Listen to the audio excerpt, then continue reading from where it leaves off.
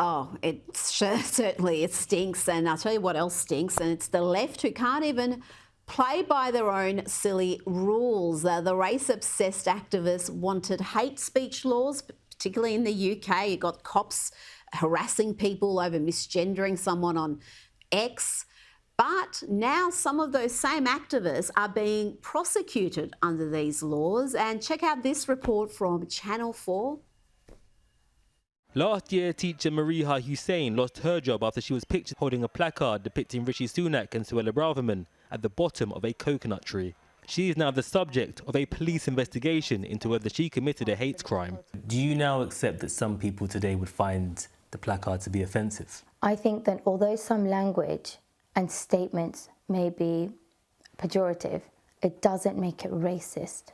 Coconuts. Brown on the outside, white supremacist values on the inside. But Rishi Sunak and Suella Braverman would be offended by that. They would say that they are not white supremacists and they do not share any values whatsoever with those kinds of people.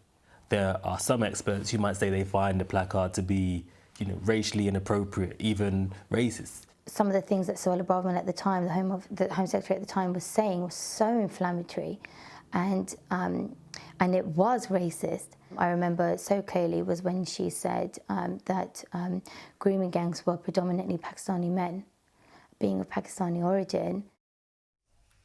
I'm sorry, but you don't get to be racist to Suella Braverman because she spoke a truth you don't like. Cara, it's amazing to see the left outraged that the hate crime laws they champion could be used against them. And let's not mince words here. In recent months, most of the hate speech in the UK has been directed in one direction, and that's at the Jewish community.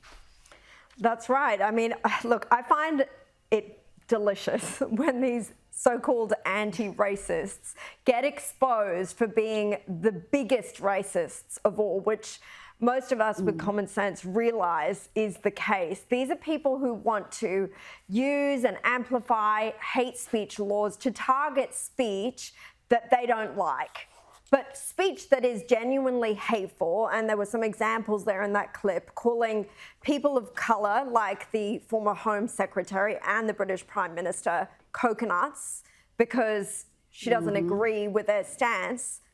Obviously a racist term, which she's in denial over now because she just didn't like what they said. They want to be able to get away with any of that because it suits their political views.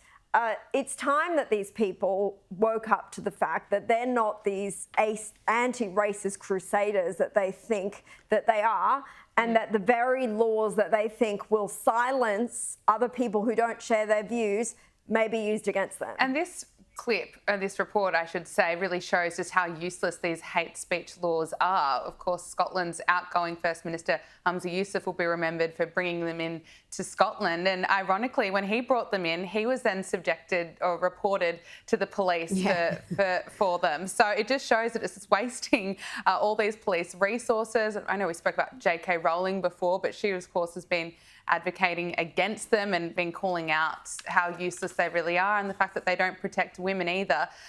So, of course, we're just seeing that the left fight over each other on this one.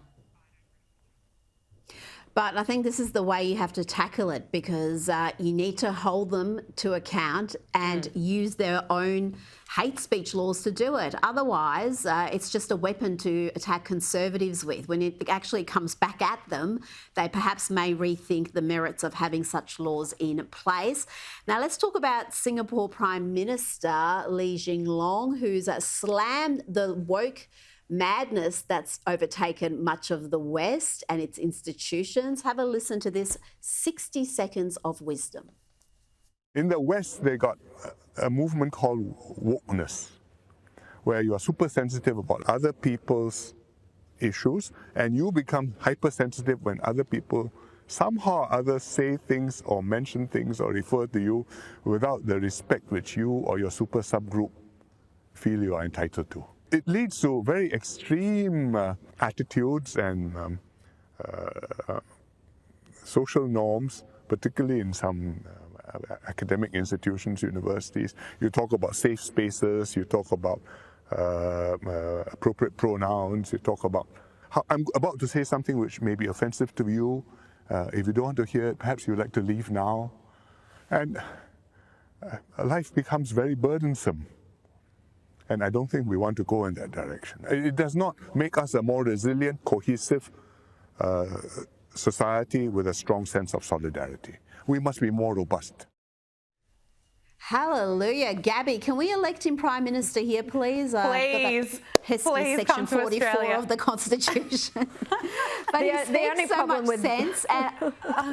But he's completely right. You know, even just on this show, what we've discussed already, look at what's happening in Scotland, in the UK, where they're all going crazy over these hate speech laws. We're seeing this teacher that has been sacked for promoting critical thinking. Like, that is when the workers just gets absolutely too crazy. And he's completely right. Look at us as a society. We're so much stronger when we're in solidarity with one another.